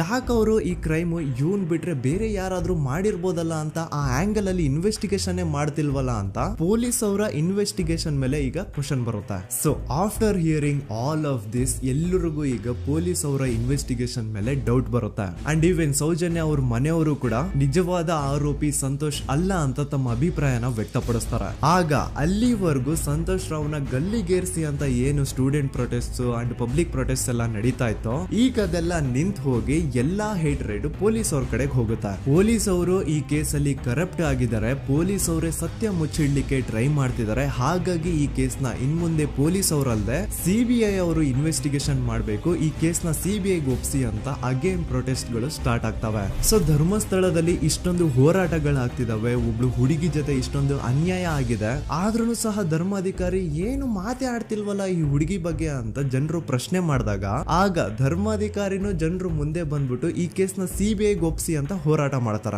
ನಂತರ ಈ ಒಂದು ಕೇಸು ಪೊಲೀಸ್ ಅವರಿಂದ ಸಿಬಿಐ ಕೈಗೆ ಹೋಗುತ್ತೆ. ಸಿಬಿಐ ಕೈಗೆ ಹೋಗಿದ ತಕ್ಷಣ ಇಲ್ಲೇನು ಸತ್ಯ ಹೊರಗೆ ಬಂದಿಲ್ಲ. ಆ ಸಿಬಿಐ ಅವರು 3-4 ವರ್ಷ ಟೈಮ್ ತಗೊಂಡು ಮತ್ತೆ ಈ ಒಂದು ಕೇಸ್ನ ಇನ್ವೆಸ್ಟಿಗೇಷನ್ ಮಾಡ್ತಾರ. ಆದ್ರೆ ಅಲ್ಲೇನು ಇನ್ವೆಸ್ಟಿಗೇಷನ್ ಮಾಡ್ಲಿಕ್ಕೆ ಉಳ್ದೇ ಇರಲ್ಲ. ಆ ಪೊಲೀಸ್ ಅವರು ಅವ್ರ ಕೈಯಲ್ಲಿ ಈ ಕೇಸು ಇದ್ದಷ್ಟು ದಿನ ಎಷ್ಟಾಗುತ್ತೋ ಅಷ್ಟು ಎವಿಡೆನ್ಸ್ ನ ಡಿಸ್ಟ್ರಾಯ್ ಮಾಡ್ಬಿಟ್ಟಿರ್ತಾರ. ಸೊ ಹಾಗಾಗಿ ಅಲ್ಲಿ ಸಿಬಿಐ ಅವ್ರಿಗೆ ಇನ್ವೆಸ್ಟಿಗೇಷನ್ ಮಾಡ್ಲಿಕ್ಕೆ ಏನ್ ಉಳ್ದೇ ಇರಲ್ಲ. ಆದ್ರೂ ಸ್ಟಿಲ್ ಅವರು 3-4 ಇಯರ್ಸ್ ಟೈಮ್ ತಗೊಂಡು ನಂತರ ಫೈನಲಿ ಒಂದು ರಿಪೋರ್ಟ್ ನ ಕೋರ್ಟ್ ಗೆ ಸಬ್ಮಿಟ್ ಮಾಡ್ತಾರ. ಅಂಡ್ ಸಿಬಿಐ ಅವರು ಕೋರ್ಟ್ ಗೆ ಸಬ್ಮಿಟ್ ಮಾಡಿರುವಂತಹ ಆ ಒಂದು ರಿಪೋರ್ಟ್ ಅಲ್ಲಿ ಏನಿತ್ತು ಅಂದ್ರೆ ಸಿಬಿಐ ಇನ್ವೆಸ್ಟಿಗೇಷನ್ ಕನ್ಫರ್ಮ್ಸ್ ದಟ್ ಈ ಒಂದು ಕ್ರೈಮ್ ನ ಸಂತೋಷ್ ರಾವ್ ಮಾಡಿದಾನೆ ಅಂತ. ಆದ್ರೆ ಐರಾನಿ ಈಸ್ ಇದೇ ಒಂದು ರಿಪೋರ್ಟ್ ಅಲ್ಲಿ ಇವ್ರು ಏನ್ ಹೇಳ್ತಾರೆ ಅಂದ್ರೆ ಅವ್ರಿಗೆ ಯಾವುದೇ ತರ ಎವಿಡೆನ್ಸ್ ಸಿಕ್ಕಿಲ್ಲ ಅಂತ. ಯಾಕಂದ್ರೆ ಈ ಸೌಜನ್ಯ ಕೇಸು ಪೊಲೀಸ್ ಅವ್ರ ಕೈಯಲ್ಲಿ ಇದ್ದಾಗ ಪೊಲೀಸ್ ಅವರು ತಮ್ಮ ನಿರ್ಲಕ್ಷ್ಯದಿಂದ ಎಲ್ಲಾ ಎವಿಡೆನ್ಸ್ ನ ಕಳ್ಕೊಂಡ್ಬಿಟ್ಟಿರ್ತಾರ. ಅಂತದ್ರಲ್ಲಿ ಯಾವ ಒಂದು ಆಧಾರದ ಮೇಲೆ ಇವರು ಸಂತೋಷ್ ರಾವ್ ಈ ಕ್ರೈಮ್ ನ ಮಾಡಿದ್ದಾರೆ ಅಂತ ಕ್ವಶನ್ ಮಾಡಿದಾಗ ಸಿಬಿಐ ಅವ್ರ ಕಡೆಯಿಂದ ನೋ ಆನ್ಸರ್. ನೋಡಿ, ಮೊದ್ಲು ಈ ಒಂದು ಕೇಸ್ ನ ಪೊಲೀಸ್ ಅವರು ಇನ್ವೆಸ್ಟಿಗೇಷನ್ ಮಾಡಿ ನಂತರ ಈ ಒಂದು ಕೇಸು ಸಿಬಿಐ ಅವ್ರ ಕೈಗೆ ಹೋಗಿ ಅವರು 3-4 ವರ್ಷ ಟೈಮ್ ತಗೊಂಡು ಇನ್ವೆಸ್ಟಿಗೇಷನ್ ಮಾಡಿ ದೆನ್ ಫೈನಲ್ ರಿಪೋರ್ಟ್ ನ ಕೋರ್ಟ್ ಗೆ ಸಬ್ಮಿಟ್ ಮಾಡೋಷ್ಟ್ರಲ್ಲಿ ಸುಮಾರು 5-6 ವರ್ಷ ಕಳೆದು ಹೋಗಿರುತ್ತೆ. ಅಂಡ್ ಸ್ಟಿಲ್ ಈ ಒಂದು ಕೇಸಲ್ಲಿ ಏನೂ ಕನ್ಕ್ಲೂಷನ್ ಸಿಕ್ಕಿರಲ್ಲ. ಎವ್ರಿ ಇಯರ್ ಸೌಜನ್ಯನ ಬರ್ತ್ಡೇ ಇದ್ದಾಗ ಅಥವಾ ತಿಥಿ ಇದ್ದಾಗ ಅವಳನ್ನ ನೆನೆಸ್ಕೊಂಡು ಅವಳ ಹೆಸರಲ್ಲಿ public protest and student protest ನಡೀತಾನೆ ಇರ್ತವೆ. ಸೊ ಒಂದು ದಿನ ಈ ಒಂದು ಪ್ರೊಟೆಸ್ಟ್ ಗಳ ನ್ಯೂಸ್ ಗಿರೀಶ್ ಮುಟ್ಟಣ್ಣನವರ ಗಮನಕ್ಕೆ ಬರುತ್ತೆ. ಯಾರು ಈ ಗಿರೀಶ್ ಮುಟ್ಟಣ್ಣನವರ ಅಂದ್ರೆ ಇವರು very honest X police man. ನೀವು ನಂಬಲ್ಲ, ಇವ್ರು ಪೊಲೀಸ್ ಆಫೀಸರ್ ಇದ್ದಾಗ ಪಬ್ಲಿಕ್ ಅಲ್ಲಿ ಒಬ್ಬ MLA ಹೊಡೆದಿರ್ತಾರ. ಅಷ್ಟೇ ಅಲ್ಲ, ಪೊಲೀಸ್ ಡಿಪಾರ್ಟ್ಮೆಂಟ್ ಅಲ್ಲಿ ಕರಪ್ಷನ್ ಇದೆ, ಕರಪ್ಷನ್ ಇದ್ದಿದ್ ಕಡೆ ನಾನ್ ಇರಲ್ಲ ಅಂತ ಹೇಳ್ಬಿಟ್ಟು ತಮ್ಮ ಪೊಲೀಸ್ ಡ್ಯೂಟಿನ ಬಿಟ್ಬಿಟ್ಟು ಈಗ ಸಮಾಜದಲ್ಲಿ ಏನೇ ಅನ್ಯಾಯ ಆಗಿದ್ರು ಅದ್ರ ಅಗೇನ್ಸ್ಟ್ ವಾಯ್ಸ್ ರೈಸ್ ಮಾಡ್ತಿದಾರೆ. ಸೊ ಈ ಗಿರೀಶ್ ಮುಟ್ಟಣ್ಣನವರಿಗೆ ಸೌಜನ್ಯ ಕೇಸ್ ಬಗ್ಗೆ ಗೊತ್ತಾದಾಗ ಅವ್ರಿಗೆ ಈ ಕೇಸು ತುಂಬಾನೇ ಕಾಡುತ್ತೆ. ಅಲ್ಲ, ಇಷ್ಟೊಂದು ವರ್ಷಗಳಾಗೋಯ್ತು ಆ ಹುಡುಗಿ ಜೊತೆ ಅನ್ಯಾಯ ಆಗಿ, ಸ್ಟಿಲ್ ಈ ಒಂದು ಕೇಸ್ ನ ಕನ್ಕ್ಲೂಷನ್ ಸಿಕ್ತಿಲ್ವಲ್ಲ, ಏನ್ ನಡೀತಿದೆ ಧರ್ಮಸ್ಥಳದಲ್ಲಿ ಅರ್ಥ ಆಗ್ತಿಲ್ವಲ್ಲ ಅಂತ ಈ ಗಿರೀಶ್ ಅವರು ತಮ್ಮ ಹಳೆ ಪೊಲೀಸ್ ಕಾಂಟ್ಯಾಕ್ಟ್ಸ್ ನ ಯೂಸ್ ಮಾಡ್ಕೊಂಡು ಆ ಸೌಜನ್ಯ ಕೇಸ್ ಫೈಲ್ ನ ಒಂದು ಕಾಪಿನ ತಮ್ಮ ಹತ್ರ ತರಿಸ್ಕೋತಾರ. ಆ ಒಂದು ಕೇಸ್ ಫೈಲ್ ಅಲ್ಲಿ ಸೌಜನ್ಯ ಬಗ್ಗೆ ಅಷ್ಟೇ ಅಲ್ಲದೆ ಸಂತೋಷ್ ರಾವ್ ಬಗ್ಗೆನೂ ಇನ್ಫಾರ್ಮೇಶನ್ ಇರುತ್ತೆ. ಅಂಡ್ ಗಿರೀಶ್ ಅವರು ಸಂತೋಷ್ ಬಗ್ಗೆ ಇರುವಂತಹ ಇನ್ಫಾರ್ಮೇಶನ್ ನೋಡ್ತಾ ಇರ್ಬೇಕಾದ್ರೆ ಅವರು ಒಂದು ವಿಷಯನ ನೋಟಿಸ್ ಮಾಡ್ತಾರ. ಅದೇನಂತಂದ್ರೆ ಪೊಲೀಸ್ ಅವರು ಸಂತೋಷ್ ರಾವ್ನ ಬರೀ ಸೌಜನ್ಯ ಕೇಸಲ್ಲಿ ಒಂದೇ ಫಿಟ್ ಮಾಡಿರಲ್ಲ, ಸೌಜನ್ಯ ಸಾಯೋಕ್ಕಿಂತ 20 ದಿನ ಹಿಂದೆ ಧರ್ಮಸ್ಥಳದಲ್ಲೇ ನಡೆದಿರುವಂತಹ ಒಂದು ಕ್ರೈಮ್ ಅಲ್ಲಿನೂ ಸಹ ಸಂತೋಷ್ ರಾವೇ ಆರೋಪಿ ಅಂತ ಮೆನ್ಷನ್ ಮಾಡಿರ್ತಾರ. ಸೊ ಸೌಜನ್ಯ ಕೇಸ್ ಬಿಟ್ಟು ಆ ಇನ್ನೊಂದು ಕೇಸ್ ಯಾವುದು, ಅದಕ್ಕೂ ಸಂತೋಷ್ಗೂ ಏನ್ ಸಂಬಂಧ, ಅದ್ರಲ್ಲಿ ಯಾಕೆ ಸಂತೋಷ್ನ ಪೊಲೀಸ್ ಅವರು ಫಿಟ್ ಮಾಡಿದ್ರು ಅಂತ ಪ್ರತಿಯೊಂದು ಹೇಳ್ತೀನಿ. ಆದ್ರೆ ನಾನಿಲ್ಲಿ ಯಾರ್ದೂ ರಿಯಲ್ ನೇಮ್ಸ್ ನ ಬಳಸಲ್ಲ. ಯಾಕಂದ್ರೆ ಮುಂದೆ ಕೇಸಲ್ಲಿ ತುಂಬಾ ದೊಡ್ಡ ಪವರ್ಫುಲ್ ವ್ಯಕ್ತಿಗಳ ಹೆಸರುಗಳು ಬರ್ತವೆ. ಅಂಡ್ ನನ್ ವಿಡಿಯೋ ಯೂಟ್ಯೂಬ್ ಇಂದ ಡಿಲೀಟ್ ಆಗೋದು ನನ್ಗೆ ಇಷ್ಟ ಇಲ್ಲ. ಹಾಗಾಗಿ ನಾನಿಲ್ಲಿ ಯಾರ್ದು ರಿಯಲ್ ನೇಮ್ಸ್ ನ ಬಳಸ್ತಿಲ್ಲ. ಬಟ್ ಯಾರ ಬಗ್ಗೆ ಹೇಳ್ತಿದ್ದೀನಿ ಅಂತ ಒಂದ್ ಸ್ವಲ್ಪ ನೀವೇ ಅರ್ಥ ಮಾಡ್ಕೊಳ್ಳಿ.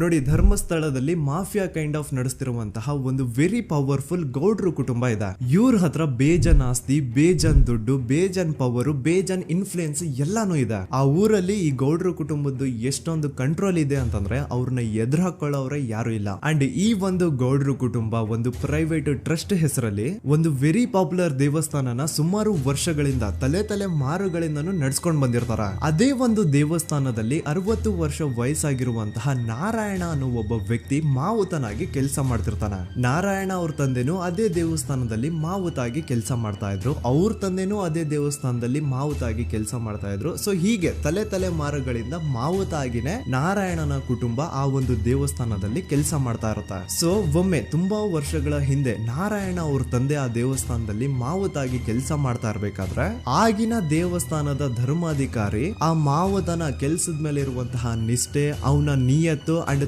ತಲೆಮಾರುಗಳಿಂದ ಅವರು ದೇವಸ್ಥಾನಕ್ಕೆ ಸಲ್ಲಿಸ್ತಿರುವಂತಹ ಸೇವೆನ ಮೆಚ್ಚಿ ಆ ಧರ್ಮಾಧಿಕಾರಿ ಆ ನಾರಾಯಣ ಅವ್ರ ತಂದೆ ಆ ಮಾವುತನಿಗೆ ಒಂದು ಜಮೀನ ಕೊಡ್ತಾರೆ ಆಸ್ ಎ ಗಿಫ್ಟ್ ಆಗಿ. ಸೊ ಈಗ ಫ್ಲಾಶ್ ಬ್ಯಾಕ್ ಇಂದ ಒಂದ್ ಸ್ವಲ್ಪ ಮುಂದೆ ಬರುವ 2010-11ರಲ್ಲಿ ಯಾವೊಂದು ಜಮೀನ ಆಗಿನ ಧರ್ಮಾಧಿಕಾರಿ ನಾರಾಯಣ ಅವ್ರ ತಂದೆಗೆ ಆಸ್ ಎ ಗಿಫ್ಟ್ ಆಗಿ ಕೊಟ್ಟಿದ್ರು, ಈಗ ನಾರಾಯಣ ಅವ್ರ ತಂದೆ ಸತ್ ಹೋಗಿ ಆ ಒಂದು ಜಮೀನು ನಾರಾಯಣ ಹೆಸರಿಗೆ ಆಗಿರುತ್ತೆ. ಅಂಡ್ ಆಗಷ್ಟೇ ಗೊತ್ತಾಗುತ್ತೆ ಆ ಜಮೀನ ವೆರಿ ಆಪೋಸಿಟ್ ಒಂದು ದೊಡ್ಡ ಹೈವೇ ಬರ್ತಿದೆ ಅಂಡ್ ಅದರಿಂದ ಜಮೀನ ರೇಟು 10 ಪಟ್ಟು ಜಾಸ್ತಿ ಆಗುತ್ತೆ ಅಂತ. ಸೊ ಈ ವಿಷಯ ಗೊತ್ತಾಗಿ ನೋಡಿ ದಾನ ಮಾಡದಂತಹ ಧರ್ಮಾಧಿಕಾರಿ ಅಂತೂ ಸತ್ ಹೋದ್ರು, ಆದ್ರೆ ಅವ್ರ ಮುಂದಿನ ಪೀಳಿಗೆ ಅವ್ರಿಗೆ ಈ ಜಮೀನ್ ಮೇಲೆ ಕಣ್ಬಿದ್ದು ನಾರಾಯಣ ಅವ್ರ ಹತ್ರ ಆ ಜಾಗನ ವಾಪಸ್ ಕೇಳ್ತಾರ. ಆದ್ರೆ ನಾರಾಯಣ ಕೊಡಲ್ಲ. ಇಲ್ಲ ನಾನ್ ಯಾಕೆ ಕೊಡ್ಲಿ, ನಮ್ ತಂದೆಯಿಂದ ಸಿಕ್ಕಿರುವಂತಹ ಜಮೀನ್ ಇದು, ನಮ್ ತಂದೆಯ ಕೊನೆ ಗುರುತು ಇದು ನನ್ನ ಹತ್ರ ಇರೋದು, ಸೊ ಇದನ್ನ ನಾನ್ ಯಾವುದೇ ಕಾರಣಕ್ಕೂ ಬಿಟ್ಕೊಡಲ್ಲ ಅಂತ ಆ ಗೌಡ್ರು ಕುಟುಂಬನ ನಾರಾಯಣ ಎದುರು ಹಾಕೋತಾರ. ಆಗ ಗೌಡ್ರು ಕುಟುಂಬದವ್ರಿಗೆ ಕೋಪ ಬಂದು ಅವ್ರೇನ್ ಮಾಡ್ತಾರೆ ಅಂದ್ರೆ ನಾರಾಯಣ ಮನೆಗೆ ನೀರಿನ ಸಪ್ಲೈ ಇರುತ್ತಲ್ವಾ ಅದನ್ನ ಬಂದ್ ಮಾಡ್ತಾರ, ಎಲೆಕ್ಟ್ರಿಸಿಟಿ ಸಪ್ಲೈನು ಕಟ್ ಆಫ್ ಮಾಡ್ತಾರ, ಊರಲ್ಲಿರುವಂತಹ ಎಲ್ಲಾ ಚರಂಡಿಗಳನ್ನ ಕ್ಲೀನ್ ಮಾಡಿ ಆ ಕಸ ಏನಿರುತ್ತೋ ಅದನ್ನ ತಂದು ನಾರಾಯಣ ಮನೆ ಮುಂದೆ ಹಾಕ್ತಾರ. ಇಷ್ಟೇ ಅಲ್ಲ, ನಾರಾಯಣ ಅವ್ರ ಹೆಂಡತಿ ಮಕ್ಕಳು ಎಲ್ಲಾದ್ರೂ ಆಚೆ ಹೋಗ್ತಾ ಬರ್ತಾ ಇದ್ರೆ ಅವ್ರನ್ನ ಕೆಟ್ಟದಾಗ ಬೈಯೋದು, ಹೊಡ್ಕೊಳ್ಳೋದು, ಬಡ್ಕೊಳ್ಳೋದೆಲ್ಲ ಮಾಡ್ತಿರ್ತಾರ. ಇಷ್ಟೆಲ್ಲ ಆಗ್ತಾ ಇದ್ರು ಸ್ಟಿಲ್ ನಾರಾಯಣ ಮಾತ್ರ ಆ ಜಾಗನ ಬಿಟ್ಕೊಡಲ್ಲ. ಆ ಜಾಗದಗೋಸ್ಕರ ನೀನ್ ಬೇಕಿದ್ರೆ ಇದನ್ನೆಲ್ಲ ಸಹಿಸ್ಕೊಂಡಿರಪ್ಪ, ನಮ್ ಕೈಲಂತೂ ಆಗಲ್ಲ ಅಂತ ನಾರಾಯಣನ ಹೆಂಡತಿ ಮಕ್ಕಳು ಅವನ್ನ ಬಿಟ್ಟು ಬೇರೆ ಊರಿಗೆ ಹೋಗ್ಬಿಡ್ತಾರ. ಈಗ ಮನೆಯಲ್ಲಿ ನಾರಾಯಣ ಅಂಡ್ 45 ವರ್ಷ ವಯಸ್ಸಿರುವಂತಹ ನಾರಾಯಣ ಅವ್ರ ತಂಗಿ ಯಮುನಾ ಅವ್ರು ಮಾತ್ರ ಇಬ್ರೇ ಇರ್ತಾ ಇದ್ರು. ಸೊ ಒಂದೊಳ್ಳೆ ಅವಕಾಶ ನೋಡ್ಕೊಂಡು 21 ಸೆಪ್ಟೆಂಬರ್ 2012 ಮನೆಯಲ್ಲಿ ನಾರಾಯಣ ಹಾಗೂ ಯಮುನಾ ಇರ್ಬೇಕಾದ್ರೆ ಯಾರೋ ಮನೆ ಒಳಗಡೆ ನುಗ್ಗಿ ನಾರಾಯಣನ್ಗೆ ಹೊಡೆದು ಯಮುನಾಗೂ ಸಹ ಹೊಡೆದು ನಂತರ ಅವಳು ಮಾಡಿ ದೆನ್ ನಾರಾಯಣ ಹಾಗೂ ಯಮುನನ ತಲೆನ ಒಂದು ರುಬ್ಬಗುಂಡಿಂದ ಚಚ್ಚಿ ಸಾಯಿಸ್ಬಿಡ್ತಾರ. ಈ ಕೊಲೆ ಆಗಿದ್ದು ಕಳ್ಳತನಗೋಸ್ಕರ ಅಂತ ಪೊಲೀಸ್ ಅವರು ತಮ್ಮ ರಿಪೋರ್ಟ್ ಅಲ್ಲಿ ಬರೀತಾರ. ಆದ್ರೆ ಪಾಯಿಂಟ್ ಏನ್ ಗೊತ್ತಾ, ಆ ಮನೇಲಿ ಒಂದ್ ಸ್ವಲ್ಪನೂ ಹಣ ಆಗ್ಲಿ ಅಥವಾ ಬಂಗಾರ ಆಗ್ಲಿ ಕಳ್ಳತನ ಆಗಿರಲ್ಲ. ಕಳ್ಳತನ ಆಗಿರೋದು ಕೇವಲ ಆ ಮೇನ್ ರೋಡ್ ಅಲ್ಲಿ ಇದ್ದಂತಹ ಪ್ರಾಪರ್ಟಿ ಪೇಪರ್ಸ್. ಎಂತ ಕೋಇನ್ಸಿಡೆನ್ಸ್ ನೋಡಿ, ಯಾವ ಒಂದು ಜಮೀನಿನ ಪತ್ರ ನಾರಾಯಣ ಮನೆಯಿಂದ ಕಳ್ಳತನ ಆಗಿದ್ವೋ ಅದೇ ಒಂದು ಜಮೀನಲ್ಲಿ 10 ವರ್ಷ ಆದ ನಂತರ ಒಂದು ದೊಡ್ಡ ಹೋಟೆಲ್ ಸ್ಥಾಪನೆ ಆಗುತ್ತೆ ಅಂಡ್ ಆ ಹೋಟೆಲ್ ನ ಇನಾಗ್ರೇಷನ್ ಗೆ ಚಿಕ್ಕ ಗೌಡ್ರು ಬರ್ತಾರ. ಸೊ ಈಗೇನು ನಾರಾಯಣ ಹಾಗೂ ಯಮುನನ ಕೊಲೆ ಆಗಿದ್ಯೋ ಇದಾಗಿದ್ದು 20 ದಿನ ಆದ್ಮೇಲೆ ಸೌಜನ್ಯ ಜೊತೆ ಅಂತ ನಿರ್ದಯ ಘಟನೆ ಆಗಿದ್ದು. ಸೊ ಪೊಲೀಸ್ ಅವರು ಸೌಜನ್ಯ ಕೇಸಲ್ಲಿ ಸಂತೋಷ್ ರಾವ್ನ ಫಿಟ್ ಮಾಡೋದಲ್ದೆ ಈ ಒಂದು ನಾರಾಯಣ ಹಾಗೂ ಯಮುನಾ ಕೇಸಲ್ಲೂ ಸಹ ಸಂತೋಷ್ ರಾವ್ನೆ ಫಿಟ್ ಮಾಡಿರ್ತಾರ. ಇಲ್ಲಿ ಡೇಟ್ಸ್ ನ ಸ್ವಲ್ಪ ನೆನ್ಪಿಟ್ಕೊಳ್ಳಿ. ನಾರಾಯಣ ಹಾಗೂ ಯಮುನನ ಕೊಲೆ ಆಗಿದ್ದು 21 ಸೆಪ್ಟೆಂಬರ್ 2012 ಅಂಡ್ ಸಂತೋಷ್ ರಾವ್ ಧರ್ಮಸ್ಥಳ ಬಂದಿದ್ದು 9 ಅಕ್ಟೋಬರ್ 2012, 20 ದಿನ ಆದ್ಮೇಲೆ. ಸೊ ನಾರಾಯಣ ಹಾಗೂ ಯಮುನನ ಕೊಲೆ ಆದಾಗ ಊರಲ್ಲೇ ಇಲ್ದೆ ಎಲ್ಲೋ ಶೃಂಗೇರಿಯಲ್ಲಿ ಯಾವುದೋ ಒಂದು ಹೋಟೆಲ್ ಅಲ್ಲಿ ಕೆಲಸ ಮಾಡ್ತಿದ್ದಂತಹ ಸಂತೋಷ್ ರಾವ್ ಹೇಗೆ ಈ ಒಂದು ಕೇಸಲ್ಲಿ ಆರೋಪಿ ಆಗ್ತಾನೆ? ಸೊ ಇದೇ ಒಂದು ಪಾಯಿಂಟ್ ನ ನೋಟಿಸ್ ಮಾಡಿ ಗಿರೀಶ್ ಮುಟ್ಟಣ್ಣನವರು ಧರ್ಮಸ್ಥಳಕ್ಕೆ ಬಂದು ಸಂತೋಷ್ ನ ಲಾಯರ್ ಜೊತೆ ಡಿಸ್ಕಸ್ ಮಾಡ್ತಾರ. ದೆನ್ ಫೈನಲಿ ಏನೋ ತಪ್ಪು ಮಾಡದೆ ಸುಳ್ಳು ಆರೋಪಗಳಿಂದ ಕರಪ್ಟ್ ಪೊಲೀಸ್ ಆಫೀಸರ್ಸ್ ನ ಮಿಸ್ಲೀಡಿಂಗ್ ಇನ್ವೆಸ್ಟಿಗೇಷನ್ ಇಂದ ಸಂತೋಷ್ ರಾವ್ ತನ್ನ ಜೀವನದ 8-10 ವರ್ಷನ ಜೈಲಲ್ಲಿ ಕಳೆದು ಫೈನಲಿ ರಿಲೀಸ್ ಆಗ್ತಾನೆ. ಒಂಥರ ಈ ಕೇಸಿಂದ ಸಂತೋಷ್ ರಾವ್ನ ಇಡೀ ಲೈಫೇ ಸ್ಪಾಯ್ಲ್ ಆಗೋಯ್ತು. ಈಗ ಸಂತೋಷ್ ರಾವ್ ರಿಯಲ್ ಆರೋಪಿ ಅಲ್ಲ ಅಂತ ಕೋರ್ಟ್ ಅಲ್ಲಿ ಪ್ರೂವ್ ಆಯ್ತು. ಹಾಗಿದ್ರೆ ರಿಯಲ್ ಆರೋಪಿ ಯಾರು? ಪೊಲೀಸ್ ಅವರು ಯಾಕೆ ಕೇಸಲ್ಲಿ ಇಷ್ಟೊಂದು ಅನ್ಫೇರ್ ಇನ್ವೆಸ್ಟಿಗೇಷನ್ ಮಾಡಿದ್ರು? ಯಾರ ರಿಯಲ್ ಹೆಸರನ್ನ ಮುಚ್ಚಿಡ್ಲಿಕ್ಕೆ ಪೊಲೀಸ್ ಆಫೀಸರ್ಸ್ ಈ ಒಂದು ಕೇಸಲ್ಲಿ ಸಂತೋಷ್ ರಾವ್ನ ಸಿಗ್ಹಾಕ್ಸಿದ್ರು? ಇದೆಲ್ಲ ಥಿಂಕ್ ಮಾಡ್ತಾ ಹೋದ್ರೆ ನೋಡಿ ಆ ಊರಲ್ಲಿ ಆ ಪೊಲೀಸ್ ಆಫೀಸರ್ಸ್ಗೆ ಲಂಚ ಕೊಡೋಷ್ಟು, ಒಂದು ಪೊಲೀಸ್ ಇನ್ವೆಸ್ಟಿಗೇಷನ್ ನ ಸ್ಟಾಪ್ ಮಾಡೋಷ್ಟು ಅಥವಾ ಇನ್ವೆಸ್ಟಿಗೇಷನ್ ನ ಮಿಸ್ಲೀಡ್ ಮಾಡೋಷ್ಟು ಇನ್ಫ್ಲುಯೆನ್ಸ್ ಆಗ್ಲಿ, ಪವರ್ ಆಗ್ಲಿ ಅಥವಾ ಮನಿ ಆಗ್ಲಿ ಊರಿನ ಗೌಡ್ರು ಹತ್ರ ಮಾತ್ರ ಇದ್ದಿದ್ದು. ಸೊ ಈಗ ಸಂಶಯದ ಮುಳ್ಳು ಗೌಡ್ರು ಕಡೆ ತಿರುಗುತ್ತಾ. ನೋಡಿ ಪೊಲೀಸ್ ಅವರು ಸುಮ್ನೆ ಸಂತೋಷ್ ರಾವ್ನ ನಾರಾಯಣ ಹಾಗೂ ಯಮುನಾ ಕೇಸಲ್ಲಿ ಫಿಟ್ ಮಾಡಿದ್ರು. ಈಗ ಆ ಒಂದು ಕೊಲೆ ಪ್ರಕರಣಕ್ಕೂ ಸಂತೋಷ್ ರಾವ್ಗೂ ಏನು ಸಂಬಂಧನ ಇರ್ಲಿಲ್ಲ. ಹಂಗೆ ಥಿಂಕ್ ಮಾಡಿ ನಾರಾಯಣ ಸತ್ರೆ ಅಥವಾ ಅವನ ತಂಗಿ ಯಮುನಾ ಸತ್ರೆ ಯಾರಿಗ ಅಡ್ವಾಂಟೇಜ್ ಆಗುತ್ತೆ? ಊರಿನ ಗೌಡ್ರಿಗೆ, ಯಾಕಂದ್ರೆ ಅವ್ರಿಗ ಜಮೀನ್ ಸಿಗುತ್ತಾ. ಸೊ ಈಗ ನಾರಾಯಣ ಹಾಗೂ ಯಮುನಾ ಕೇಸಲ್ಲಿ ಸಂತೋಷ್ ರಾವ್ ಆರೋಪಿ ಅಲ್ಲ ಅಂತ ಪ್ರೂವ್ ಆದ್ಮೇಲೆ ಹಾಗಿದ್ರೆ ಆ ಕೊಲೆ ಮಾಡ್ದವ್ರು ಯಾರು ಅಂತ ಹಾಗೆ ಥಿಂಕ್ ಮಾಡಿದ್ರೆ ಗಿರೀಶ್ ಮುಟ್ಟಣ್ಣನವರಿಗೆ ಆ ಊರಿನ ಗೌಡ್ರ ಮೇಲೆ ಡೌಟ್ ಬರುತ್ತೆ. ಅದೇ ಒಂದು ಡೌಟ್ ಅಲ್ಲಿ ಗಿರೀಶ್ ಮುಟ್ಟಣ್ಣನವರು ಮಹೇಶ್ ತಿಮ್ರೊಡ್ಡಿ ಅಂತ ಇನ್ನೊಬ್ರ ಜೊತೆ ಸೇರ್ಕೊಂಡು ಈ ಹಿಂದೆ ಆ ಒಂದು ಊರಲ್ಲಿ ಆ ಧರ್ಮಸ್ಥಳದಲ್ಲಿ ಈ ಊರಿನ ಗೌಡ್ರು ಯಾವ್ದಾವ್ದೆಲ್ಲ ಕ್ರೈಮ್ಗಳು ಮಾಡಿದಾರೆ ಅಂತ ಊರಿನ ಜನರಿಂದ ತಿಳ್ಕೊತಾರ. ನಂತರ ಆ ಊರಿನ ಜನ ಯಾವ್ದಾವ್ದೆಲ್ಲ ಮ್ಯಾಟರ್ಸ್ ಹೇಳಿದ್ರು ಆ ಕೇಸ್ ಫೈಲ್ಸ್ ನೆಲ್ಲ ತಿರುಗಿಸಿ ಮುರುಗಿಸಿ ನೋಡಿದಾಗ ನೀವು ನಂಬಲ್ಲ, ಸೌಜನ್ಯ ಕೇಸ್ ಏನೇನು ಅಲ್ಲ, ಅದಕ್ಕಿಂತ ಭೀಕರ ಕೊಲೆಗಳು ಧರ್ಮಸ್ಥಳದಲ್ಲಿ ಆಗಿವೆ. ಅಂಡ್ ಎಲ್ಲಾ ಕೊಲೆಗಳ ಹಿಂದೆ ಗೌಡ್ರು ಕುಟುಂಬದ್ದೇ ಕೈ ಇದೆ ಅಂತ ಎದ್ದು ಕಾಣಿಸುತ್ತೆ. 1977 ವೇದಾವಲ್ಲಿ ಕೇಸ್.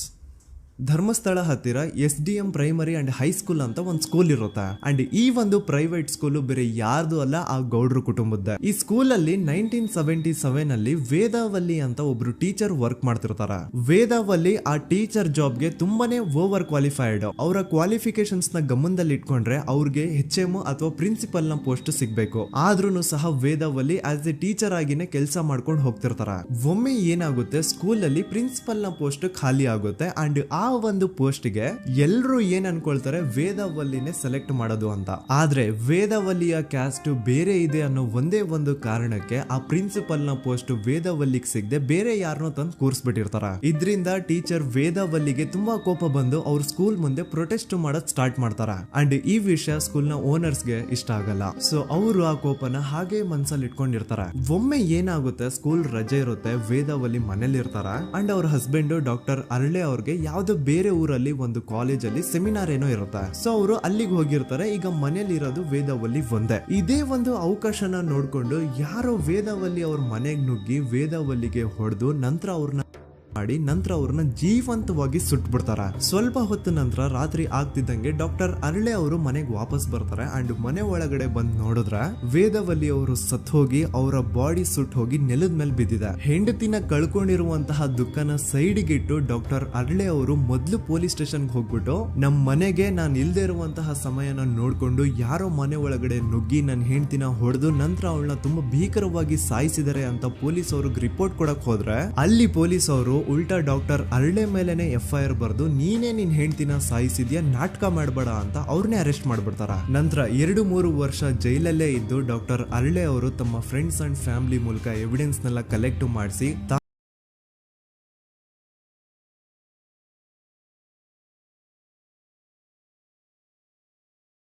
ಕ್ರೈಮ್ ನ ಮಾಡಿಲ್ಲ ಅಂತಂದ್ರೆ ವೇದಾವಲ್ಲಿನ ಅಷ್ಟು ಭೀಕರವಾಗಿ ಸಾಯಿಸಿದವ್ರು ಯಾರು, ಈ ವಿಷಯ ಇವತ್ತಿನವರೆಗೂ ಗೊತ್ತಾಗಿಲ್ಲ. 1986 ಅಲ್ಲಿ ನಡೆದಂತಹ ಪದ್ಮಲತಾ ಕೇಸ್. ಪದ್ಮಲತಾ ಅವ್ರ ತಂದೆ ಕಮ್ಯುನಿಸ್ಟ್ ಪಾರ್ಟಿನ ಲೀಡರ್ ಇರ್ತಾರೆ. ಅವ್ರ ರಿಯಲ್ ನೇಮ್ ಏನು ಅಂತ ನಮಗ್ ಗೊತ್ತಾಗಿಲ್ಲ, ಬಟ್ ಈ ವಿಡಿಯೋದಲ್ಲಿ ಅವ್ರ ಹೆಸರು ಲಕ್ಷ್ಮಣ್ ಅಂತ ಅನ್ಕೊಳ್ಳಿ. ಸೊ ಕಮ್ಯುನಿಸ್ಟ್ ಪಾರ್ಟಿನ ಲೀಡರ್ ಇರುವಂತಹ ಲಕ್ಷ್ಮಣ್ ಅವ್ರಿಗೆ ಊರಲ್ಲಿ ತುಂಬಾನೇ ಸಪೋರ್ಟ್ ಇರುತ್ತೆ. ಊರಿನ ಜನರ ಫೇವ್ರೇಟ್ ಇರ್ತಾರೆ ಇವರು. ಅಂಡ್ ಅದೇ ವರ್ಷ ಅಂದ್ರೆ 1986 ಅಲ್ಲಿ ಪಂಚಾಯತ್ ಎಲೆಕ್ಷನ್ ಬೇರೆ ಇರುತ್ತೆ. ಅಂಡ್ ಎಲ್ರಿಗೂ ಗೊತ್ತಿತ್ತು ಲಕ್ಷ್ಮಣೆ ಗೆಲ್ಲೋದು ಅಂತ. ಆ ಪಂಚಾಯತ್ ಎಲೆಕ್ಷನ್ ಅಲ್ಲಿ ಲಕ್ಷ್ಮಣ್ನ ಆಪೋಸಿಟ್ ಗೌಡ್ರಿಗೆ ತುಂಬಾ ಬೇಕಾಗಿರೋರು ಒಬ್ರು ನಿಂತಿರ್ತಾರ. ಅಂಡ್ ಅವ್ರಿಗೂ ಗೊತ್ತಿತ್ತು ಎಲೆಕ್ಷನ್ ಏನಾದ್ರು ಆದ್ರೆ ಲಕ್ಷ್ಮಣ ಎಲೆಕ್ಷನ್ ಅಲ್ಲಿ ಗೆಲ್ಲೋದು ಅಂತ. ಸೊ ಎಲ್ಲಿ ಸೋತೋಗ್ಬಿಡ್ತೀವೋ ಅನ್ನೋ ಭಯಕ್ಕೆ ಆ ಗೌಡ್ರು ಕಡೆ ಅವ್ರು ಏನ್ ಮಾಡ್ತಾರೆ, ಲಕ್ಷ್ಮಣ್ನ ಅಪ್ರೋಚ್ ಮಾಡಿ ಮುಚ್ಕೊಂಡು ಈ ಪಂಚಾಯತ್ ಎಲೆಕ್ಷನ್ ಅಲ್ಲಿ ನಿನ್ ನಾಮಿನೇಷನ್ ನ ಕ್ಯಾನ್ಸಲ್ ಮಾಡು ಅಂತ ವಾರ್ನಿಂಗ್ ಕೊಡ್ತಾರ. ಆದ್ರೆ ಲಕ್ಷ್ಮಣ್ ಅವರು ಅಂಜದೆ ನೀವ್ ಏನ್ ಮಾಡ್ತಿರೋ ಮಾಡ್ಕೊಳ್ರಿ, ಆದ್ರೆ ನಾನ್ ಮಾತ್ರ ನಾಮಿನೇಷನ್ ನ ಕ್ಯಾನ್ಸಲ್ ಮಾಡಲ್ಲ ಅಂತ ಆ ಗೌಡ್ರು ಕುಟುಂಬನ ಎದುರು ಹಾಕೋತಾರ. ದೆನ್ ಎಂತ ಕೋಇನ್ಸಿಡೆನ್ಸ್ ನೋಡಿ, ನೆಕ್ಸ್ಟ್ ಡೇನೆ ಲಕ್ಷ್ಮಣ್ ಅವ್ರ ಮಗಳು ಪದ್ಮಲತಾ ಕಿಡ್ನಾಪ್ ಆಗ್ತಾಳ. ಸುಮಾರು 56 ದಿನ ಅವಳನ್ನ ಯಾರೋ ಕಿಡ್ನಾಪ್ ಮಾಡ್ತಾರೆ. ಅಂಡ್ ಆ 56 ದಿನ ಡೈಲಿ ಅವಳನ್ನ ಶೋಷಣೆ ಕೂಡ ಮಾಡ್ತಾರೆ. ನಂತರ 56 ದಿನ ಆದ್ಮೇಲೆ ಪದ್ಮಲತನ ಬಾಡಿ ನೇತ್ರಾವತಿ ನದಿಲಿ ತೇಲ್ತಾ ಸಿಗುತ್ತಾ. ಆಸ್ ಎಕ್ಸ್ಪೆಕ್ಟೆಡ್ ಈ ಕೇಸಲ್ಲೂ ಪೊಲೀಸ್ ಅವ್ರ ಕಡೆಯಿಂದ ಪ್ರಾಪರ್ ಇನ್ವೆಸ್ಟಿಗೇಷನ್ ಆಗಲ್ಲ. ಅಂಡ್ ಯಾರ್ ಪದ್ಮಲತನ ಕಿಡ್ನಾಪ್ ಮಾಡಿದ್ರು, ಯಾರು ಅವಳನ್ನ 15 ದಿನವರೆಗೂ ಶೋಷಣೆ ಮಾಡಿ ನಂತರ ಅವಳನ್ನ ಅಷ್ಟು ಭೀಕರವಾಗಿ ಸಾಯಿಸಿದ್ರು ಅಂತ ಇವತ್ತಿನ ದಿನದವರೆಗೂ ಗೊತ್ತಾಗಿಲ್ಲ. ಮತ್ತೆ ನಮಗೆ ಗೊತ್ತಾದದು 22ಕ್ಕೆ ಸ್ಕೂಲ್ ಡೇ 56 ದಿನ ಕಳೆದು ಹೊಳೆಯಲ್ಲಿ ಹೆಣ ಉಂಡು ಎಂದು ಕೇಳಿ ಪೊಲೀಸಿನರು ಬರುವಾಗ ಬಂದು ಹೇಳುವಾಗ ನಮಗೆ ಗೊತ್ತಾದ. ಅವರು ನನ್ನನ್ನು ಕರ್ಕೊಂಡು ಹೋಗಿ ಅಲ್ಲಿ ಹೋಗಿವೆ.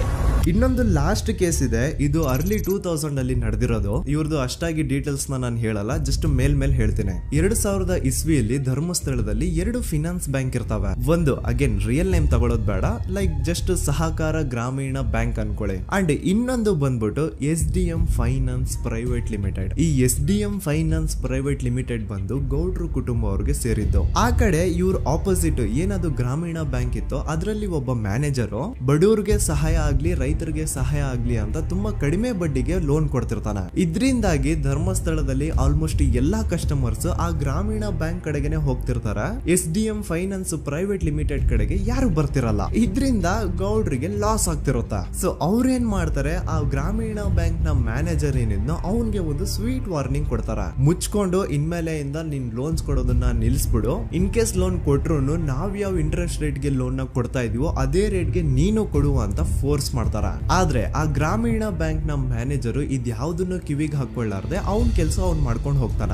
ದೆನ್ ಸಡನ್ಲಿ ಒಂದು ದಿನ ಬ್ಯಾಂಕ್ ಮ್ಯಾನೇಜರ್ ನ ಹೆಂಡತಿನ ಮನೆ ಒಳಗಡೆನೆ ನುಗ್ಗಿ ಯಾರು ಮಾಡಿ ತುಂಬಾ ಭೀಕರವಾಗಿ ಸಾಯಿಸ್ಬಿಡ್ತಾರ. ಇದರ ರಿಗಾರ್ಡಿಂಗ್ ಆ ಬ್ಯಾಂಕ್ ಮ್ಯಾನೇಜರ್ ಪೊಲೀಸ್ ಸ್ಟೇಷನ್ ಅಲ್ಲಿ ಕಂಪ್ಲೇಂಟ್ ಕೊಡಕ್ ಹೋದ್ರೆ ಪೊಲೀಸ್ ಅವರು ಉಲ್ಟಾ ಆ ಬ್ಯಾಂಕ್ ಮ್ಯಾನೇಜರ್ ಹೆಸರಲ್ಲೇ FIR ಬರ್ದು ನೀನೇ ನಿನ್ ಹೆಂಡತಿನ ಸಾಯಿಸಿದ್ಯಾ ಅಂತ ಅವನ್ನೇ ಅರೆಸ್ಟ್ ಮಾಡ್ಬಿಡ್ತಾರ. ನಂತರ 1-2-3 ವರ್ಷ ಆ ಬ್ಯಾಂಕ್ ಮ್ಯಾನೇಜರ್ ಜೈಲಲ್ಲಿ ಇರ್ತಾನೆ. ಅದಾದ್ಮೇಲೆ ಅವನ ಕ್ರೈಮ್ ನ ಮಾಡಿಲ್ಲ ಅಂತ ಕೋರ್ಟ್ ಅಲ್ಲಿ ಪ್ರೂವ್ ಆಗುತ್ತೆ. ಆದ್ರೆ ರಿಯಲ್ ಕ್ರೈಮ್ ಮಾಡಿದವರು ಯಾರು ಅಂತ still it's A question mark. And ಇನ್ನೊಂದು ನಾರಾಯಣ ಅಂಡ್ ಯಮುನಾ ಕೇಸ್ ಬಗ್ಗೆ ಅಂತೂ ನಾನು ಆಗ್ಲೇ ನಿಮ್ಗೆ ಎಕ್ಸ್ಪ್ಲೇನ್ ಮಾಡಿದೆ. ಸೊ ಎಂತಹ ಕೋ ಇನ್ಸಿಡೆಂಟ್ಸ್ ಗಳು ನೋಡಿ, ಯಾರೆಲ್ಲ ಆ ಧರ್ಮಸ್ಥಳದಲ್ಲಿ ಗೌಡ್ರು ಕುಟುಂಬನ ಎದುರಾಕೊಂಡಿದಾರೋ ಅವ್ರ ಜೀವನದಲ್ಲಿ ಏನೋ ಒಂದು ತುಂಬಾ ದೊಡ್ಡ ದುರಂತ ನಡೆದು ಹೋಗುತ್ತಾ. ಅಂಡ್ ಸರ್ಪ್ರೈಸಿಂಗ್ಲಿ ಅವ್ರ ಕೇಸಲ್ಲಿ ಪೊಲೀಸ್ ಅವ್ರ ಕಡೆಯಿಂದ ಪ್ರಾಪರ್ ಇನ್ವೆಸ್ಟಿಗೇಷನ್ ಆಗಲ್ಲ. ಅಂಡ್ ಯಾರ ಆ ಕ್ರೈಮ್ ನ ಮಾಡಿದ್ರು ಅಂತ ಯಾವತ್ತೂ ಹೊರಗೆ ಬರೋದೇ ಇಲ್ಲ. ಸೊ ಈ ಗೌಡ್ರು ಕುಟುಂಬದವರು ಧರ್ಮಸ್ಥಳದಲ್ಲಿ ಬೇಜನ್ ಕರ್ಮಕಾಂಡಗಳನ್ನ ಮಾಡಿದ್ದಾರೆ. ಅಂಡ್ ಅವ್ರ ಪವರ್ ಅಂಡ್ ಅವ್ರಿಗಿರುವಂತಹ ಇನ್ಫ್ಲೂಯೆನ್ಸ್ ಇಂದ ಆ ಎಲ್ಲಾ ಕೇಸ್ ನ ಮುಚ್ಚಾಕಿದ್ದಾರೆ ಅಂತ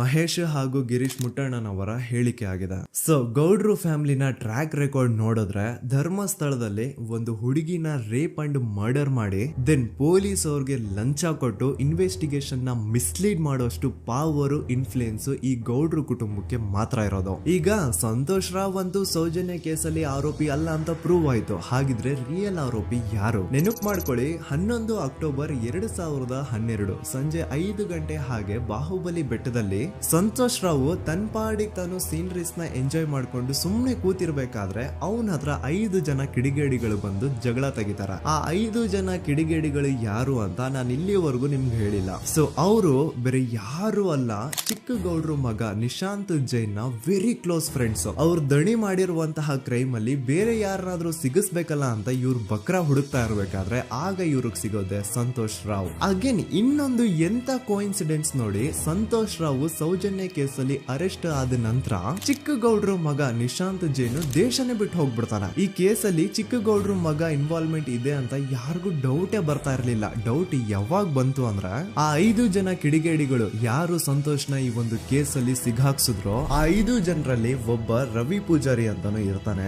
ಅವನ್ಗೆ ತಾನು ತಪ್ಪು ಮಾಡಿದೀನಿ ಅಂತ ಗಿಲ್ಟ್ ಕಾಡುತ್ತೋ ಅಥವಾ ಬೇರೆ ಏನೋ ಗೊತ್ತಿಲ್ಲ, ಆದ್ರೆ ಅವನೇ ಸ್ವತಃ ಪೊಲೀಸ್ ಅವ್ರ ಹತ್ರ ಹೋಗ್ಬಿಟ್ಟು ಸೌಜನ್ಯ ಕೇಸಲ್ಲಿ ನಿಜವಾದ ಆರೋಪಿ ಸಂತೋಷ್ ಅಲ್ಲ ಕಂಡ್ರು, ಅವನ್ನ ಸುಮ್ನೆ ಸಿಗಾಕ್ಸಿರೋದಷ್ಟೇ, ನಿಜವಾದ ಆರೋಪಿಗಳು ಚಿಕ್ಕ ಗೌಡ್ರು ಮಗ ನಿಶಾಂತ್ ಜೈನ್ ಅಂಡ್ ಅವನ್ ಫ್ರೆಂಡ್ಸ್ ಸೂರಜ್, ಕಿರಣ್ ಅಂಡ್ ಕಣ್ಮಣಿ ಅಂತ. ಈ ಎಲ್ಲಾ ವಿಷಯನ ರವಿ ಪೂಜಾರಿ ಪೊಲೀಸ್ ಅವ್ರಿಗೆ ತಿಳಿಸ್ತಾನೆ. ಅಗೇನ್ ಎಂತ ಒಂದು ಕೋಇನ್ಸಿಡೆನ್ಸ್ ನೋಡಿ, ಈ ವಿಷಯಗಳನ್ನ ಊರಿನ ಜನರು ಮುಂದೆ ಹೇಳಿದಂತಹ ರವಿ ಪೂಜಾರಿ ಆಕಸ್ಮಿಕವಾಗಿ ಸತ್ ಹೋಗ್ಬಿಡ್ತಾನೆ. ಇವನು ಹೇಳಿದ್ದು ನಿಜ ಅಂತ ಜನರಿಗೆ ಯಾವಾಗ ಕನ್ಫರ್ಮ್ ಆಗುತ್ತೆ ಅಂದ್ರೆ ಸೌಜನ್ಯಗೆ ತುಂಬಾ ಹತ್ರವಾದವ್ರು ಒಬ್ರು ಯಶೋಧ ಅನ್ನೋರು ಕೋರ್ಟ್ ಅಲ್ಲಿ ಬಂದ್ಬಿಟ್ಟು ಸೌಜನ್ಯ ಕೊಲೆ ಆಗಿದ್ದ ದಿನ ಆ ಒಂದು ಸ್ಪಾಟ್ ಅಲ್ಲಿ ನಾನು ಈ 3 ಜನರನ್ನ ನೋಡಿದ್ದೆ ಅಂತ ಸಾಕ್ಷಿ ಹೇಳ್ತಾರ. ಈಗ ಎಲ್ಲಾ ಡಾಟ್ಸ್ ನ ಕನೆಕ್ಟ್ ಮಾಡ್ತಾ ಹೋದ್ರೆ ಸೌಜನ್ಯ ಕೇಸ್ ಒಂದೇ ಅಲ್ಲ, ನಾರಾಯಣ ಹಾಗೂ ಯಮುನಾ ಕೇಸಲ್ಲೂ, ವೇದವಲ್ಲಿ ಕೇಸಲ್ಲೂ, ಆ ಬ್ಯಾಂಕ್ ಮ್ಯಾನೇಜರ್ ನ ಕೇಸಲ್ಲೂ ಹಾಗೂ ಪದ್ಮಲತಾ ಕೇಸಲ್ಲೂ ಸೀದಾ ಡೈರೆಕ್ಟ್ ಡೌಟ್ ಬರೋದೆ ಊರಿನ ಗೌಡ್ರ ಮೇಲೆ. I really want to appreciate Kudla rampage YouTube channel, third eye YouTube channel,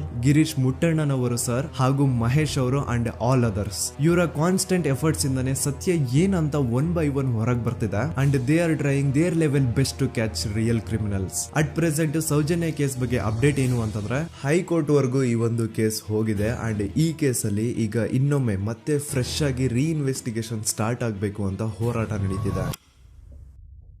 so ದೂತ ಪ್ರಜೆಗಳೇ, ಇದಾಗಿತ್ತು ಸೌಜನ್ಯ ಕೇಸ್ ಬಗ್ಗೆ ನಮ್ಮ ಒಂದು ಡೀಟೇಲ್ಡ್ ವಿಡಿಯೋ. ಈ ವಿಡಿಯೋದಲ್ಲಿ ನನ್ನಿಂದ ಎಲ್ಲಾದ್ರೂ ಏನಾದ್ರೂ ಚಿಕ್ಕ ಪುಟ್ಟ ಇನ್ಫಾರ್ಮೇಶನ್ ಮಿಸ್ ಆಗಿದ್ರೆ ಅಥವಾ ಮಿಸ್ಟೇಕ್ ಆಗಿದ್ರೆ ಅದನ್ನ ದಯವಿಟ್ಟು ಕಮೆಂಟ್ ಸೆಕ್ಷನ್ ಅಲ್ಲಿ ಹೈಲೈಟ್ ಮಾಡಿ. ಈ ವಿಡಿಯೋ ಯಾವಾಗ ಯೂಟ್ಯೂಬ್ ಇಂದ ಡಿಲೀಟ್ ಆಗುತ್ತೋ ನನ್ಗಂತೂ ಗೊತ್ತಿಲ್ಲ. ಸೊ ಪ್ಲೀಸ್ ಆದಷ್ಟು ಬೇಗ ಇದನ್ನ ಎಲ್ಲಾ ಕಡೆ ಶೇರ್ ಮಾಡಿ. ಓಕೆ ಪ್ರಜೆಗಳೇ, ಇವತ್ತಿಗಿಷ್ಟು ಸಾಕು ಅನ್ಕೊಳ್ತೀನಿ. ನಾನು ನಿಮ್ಮ ದೂತ ಸಮೀರ್ MD. ಮತ್ತೆ ಸಿಗ್ತೀನಿ ನೆಕ್ಸ್ಟ್ ವಿಡಿಯೋದಲ್ಲಿ.